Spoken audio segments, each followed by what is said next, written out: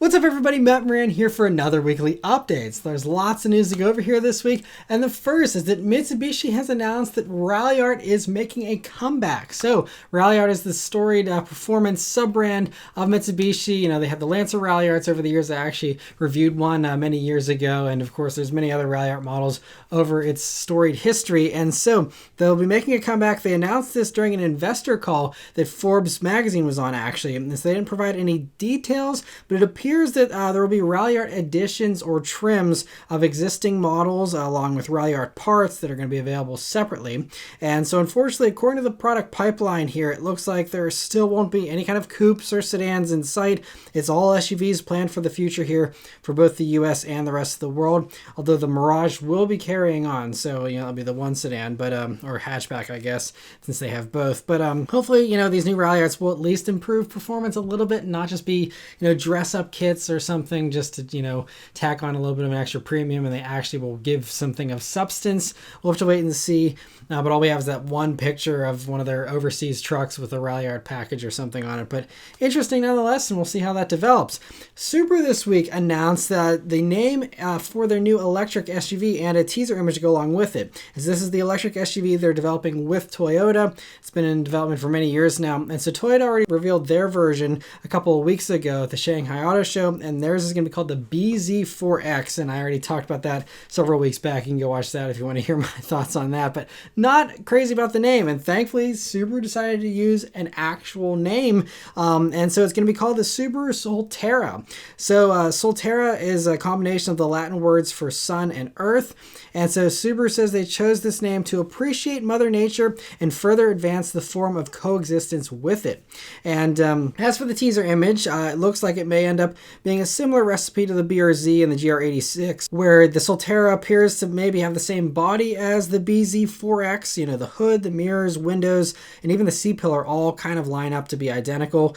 So this means it probably won't be as practical as, you know, some of the more boxy Subaru SUVs. And on top of that, it looks like the headlights, to me at least, look really similar to a RAV4 headlights. Clearly they're not the same as RAV4 headlights, but it's very similar, and you know, so we'll see how the styling is. I think it's going to look fine. I just don't know if it's going to look, you know, just basically like a carbon copy of the Toyota version. Hopefully they do differentiate it a decent amount. But if nothing else, I think the Subaru will sell better just because people will remember the name. It's not going to be some serial number on the back of the car like the Toyota. It's actually called the Solterra, which I think is actually a nice name. And so bravo, Subaru. Thank you for using an actual name. As far as, you know, when we'll get all the details on this vehicle, the full reveal will be happening at some point this year, because the plan is for this to go on sale in the summer of 2022. So, you know, I'm sure we'll get something here this year whenever they fully reveal it, especially since they already fully revealed the Toyota version. I don't expect them to tease this super long. We might even get something here in the next month or two. We'll have to wait and see. But interesting to see that. Another EV that thankfully is getting a cool name as well is the new electric F-150. So Ford confirmed this week it will be using the Lightning name, and it's going to be having this new logo along with it, which I think looks pretty cool. And they'll be debuting the truck on May 19th. So I'll have all the details to share here in the next weekly update next week. So, but I'm really glad they're using the Lightning name. I know some people still are going to be like, well, it's not going to be a V8 thing. Yes, but Lightning, it's just too perfect for an electric F-150. And they say it's going to be super fast as well. I think it'll totally fit. I just hope someone offers lowering springs on it immediately so that you can actually have a sport truck version if you want that. But interesting to see that, and looking forward to seeing all that next week. Genesis this week also revealed an awesome vehicle, the G70 Shooting Brake. Unfortunately, it's only for Europe. Interestingly, it is the same exact length as the sedan version, but the wagon shape, of course, gives it 40% more cargo space. And so this is kind of supposed to be like, you know, their love letter to Europe, like, hey, we're coming to Europe. I talked about that last week. Genesis is arriving in Europe this year, and, you know, they want to make a splash, and so they're like, hey, we know what Europeans like. Let's give you a wagon. And I think that's kind of what they're doing here. And it's a good looking wagon. It's a shame we're not going to be getting it here in the States, but I at least hope it sells well in Europe to justify, them doing a wagon version. And maybe if it sells well enough, they'll bring some over here. We'll have to wait and see. Hyundai has also revealed some of their product plans during an investor presentation this week. And so a couple things here. First, they confirmed that along with the Ioniq 5 that's coming this year, an electric crossover will also be arriving for the Ioniq brand this year. And then after that, the Ioniq 6 will be arriving next year, and that's going to have the styling that's inspired by the Prophecy concept, and it'll be classified as a compact sedan supposedly. So it'll be about the size of, a Civic or a Corolla or something like that. And then also in 2022, the Sonata and the Palisade they revealed will be getting refreshes already, even though they're both 2020 model vehicles. They're going to have a new thing here for 2023 model year, and so that's going to be great to have them keeping those fresh. That's awesome. I feel like they haven't even caught up with demand for the Palisade yet, and they're already going to have a refresh to keep it really hot. And this is, I think, a valuable lesson in other car companies that like to let things sit with the same styling for 5-7 years. Look at how, Hyundai and Kia are really making a splash with all these fresh designs all the time. I think it's pretty awesome, and I have to commend them for it. Other things here. For Genesis, the electric version of the G80 will be arriving this year, followed by an electric version of the GV70 next year. We'll be getting the GV70 and its gas versions here this year, finally. The electric versions of the rest of the Genesis lineup will be following eventually as well, because they've trademarked like E names for all of those. So I'm sure we'll get all of them eventually in electric, because it's basically, I think, probably going to be the same powertrain, just put into every single vehicle they have. So that's cool. Hyundai, Genesis, and Kia, like I said, they've all been coming out really strong with new products, not only just keeping the existing stuff fresh, but all these new things. And a lot of people have even been commenting. I've been reviewing lots of Hyundai and Kia and Genesis models, and that's because they're putting a ton of stuff out there. Versus all these other car companies, aren't even doing sedans anymore, or, having all their SUVs be pretty old on the vine and stuff. It's just, I review new cars, and Hyundai, Kia, and Genesis are just putting out tons of new stuff, and it's very, very impressive. So awesome to see that. Speaking of refreshes, though, Volkswagen here has finally revealed the US refresh for the Tiguan. Speaking of a vehicle that very much needed a refresh, that's coming here for the 2022 model year. And so Europe already got this refresh last year on their shorter version of the Tiguan. And then, we'll be getting the longer version here, which is what we get in America with the third row, seating option and all that kind of stuff. That's known as the Tiguan Allspace in Europe.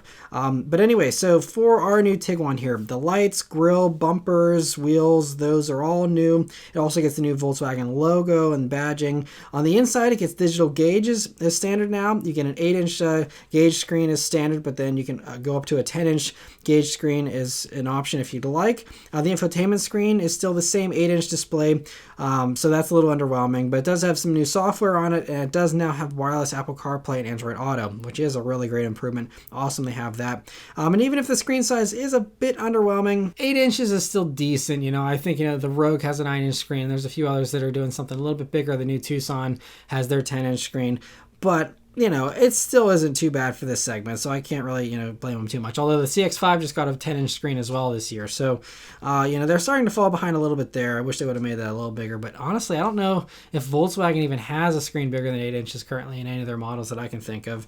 But anyway, other things here is that the steering wheel is also the new Volkswagen wheel, so you get all the controls now being haptic feedback, capacitive touch buttons there on the wheel, which will be interesting, but supposedly they work pretty well. I'll have to test it out myself and see. Same goes for the climate controls. Those are also, just capacitive touch stuff, and that's a huge improvement because it makes it look much more modern than the same 3 climate knobs that Volkswagen's used for the past 10 years that felt cheap, and they worked, but it just was very underwhelming and old, and so very much excited about that change. There's also a new 15 color ambient lighting system you can get now, along with new brown leather seats that are available.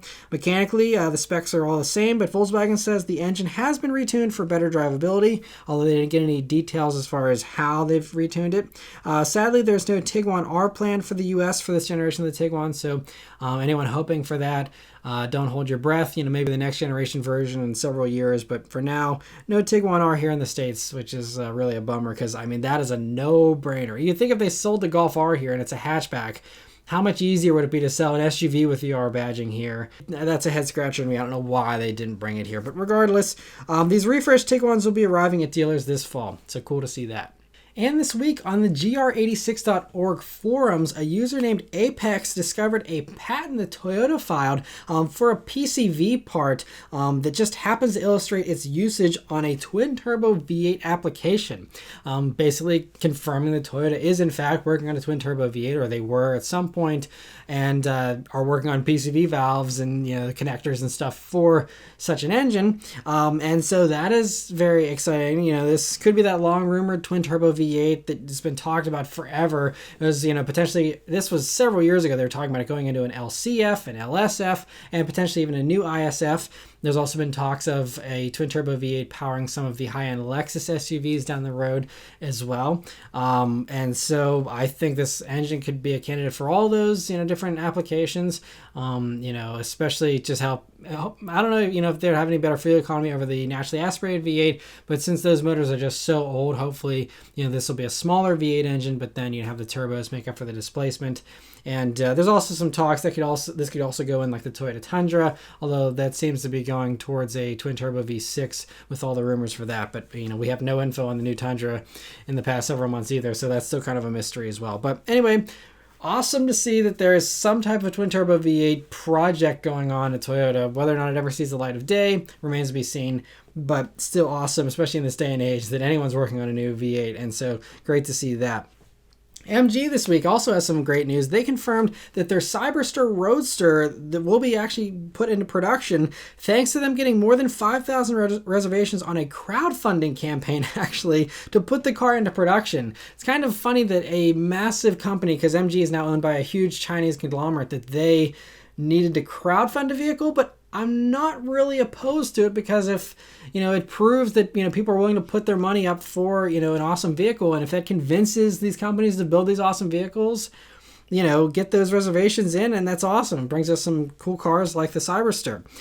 So also these reservation holders will get to even provide their input during development of the car as well, which is pretty cool. But sadly, Autocar is reporting that MG will only be making right-hand drive versions, meaning it'll most likely just come to the UK and maybe a few other right-hand drive markets, which is kind of surprising considering, the Chinese market potentially, since this, MG is owned by a Chinese company. It'd be surprising if the Chinese didn't get this, and because they, I believe, have left-hand drive vehicles everywhere in China. So I don't know how that would play out, but yeah, but if it is right-hand drive only, that means we won't get it here in the States. But MG, I don't think they had any plans of coming to the States anyway, so it's probably a lost cause either way. But regardless, even if we don't get it here in the States, still, anytime a new sports car is born, especially a roadster, it's fantastic news, because they're both dying breeds, and so awesome that this thing will actually see the light of day. They did say that the styling will be toned down and stuff, so we'll have to see, how it ends up, coming to production. But the fact they're doing it is awesome, and so bravo MG, thanks for doing that and being bold.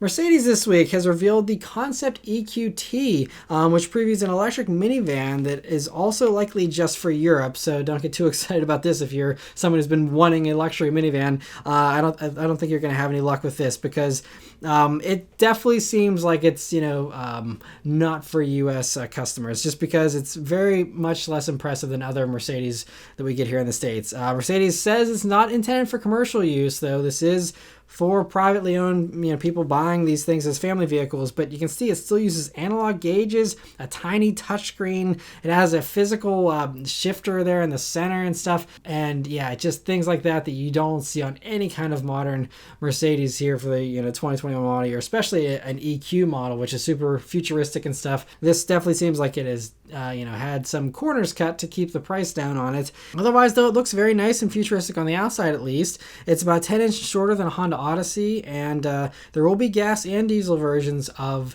this on a regular new T-Class that will be coming, in addition to the EQT, which of course means the electric version. But the regular T-Class will also be arriving next year, but Mercedes isn't showing the regular version yet. But interesting to see that. But yeah, if it's 10 inches shorter than an Odyssey, then I don't know how many people would actually want it here in the States anyway. Minivans are a very tough market, and there's just a few companies that it's worthwhile for them to do it. And so I'm not surprised if Mercedes doesn't bring that here. I don't think there's going to be too many people upset about that. The last news story this week, though, is Stellantis has some great news. They confirmed that all of their 14 brands under the new, FCA and, Peugeot and all that kind of stuff, under that whole thing, they said that all those brands will be given another 10 years of life and funding to let each of them prove that they deserve to stick around after 2031, which is the deadline for all these brands to make their case, essentially. So this means that, like, Chrysler will get 10 more years to try and build out their brand and have it be successful enough that Stellantis keeps it around. Same thing goes for, like, Lancia, Maserati, Alfa Romeo, all those. Even Vauxhall is going to continue on for another 10 years. Even though they're basically just like rebadged Opels, they'll live on as well. So each brand is going to have to, they say that each of their, CEOs for each of those brands will have to, make a plan and, decide how they're going to use the money, how they're going to use the parts bin, the massive parts bin they have to make new models and try and, keep themselves around. And so I'm sure that every Chrysler dealership has just breathed a huge sigh of relief, as have every Alfa Romeo dealers here in the States. They will be around for at least another 10 years, and they'll have new products and new funding and stuff. So we'll see what they end up doing with it. It'll be interesting to watch over the next 10 years how they all expand and grow. We know that a lot of the brands are going to be safe even beyond 2031, like Maserati most likely will be fine. They are injecting tons of money into them. Same thing, obviously, we know Jeep, all those types of brands will be totally fine. It's just a matter of, the ones that are on the fringes there that are a little bit, struggling currently. It's awesome they're giving them 10 more years, which is not common. I mean, everywhere else, it's, slashing brands left and right, pulling out of markets and stuff. And Stellantis is keeping everybody in and having them all last for another 10 years, which is very generous of them, I think. And so we'll see how that all plays out. But interesting to see that. But yes, that's it for all the news this week, guys. So let me know your thoughts in the comments below. Thank you guys very much for watching. Please continue to stay safe and healthy. And I'll see you guys on the next one. Take care.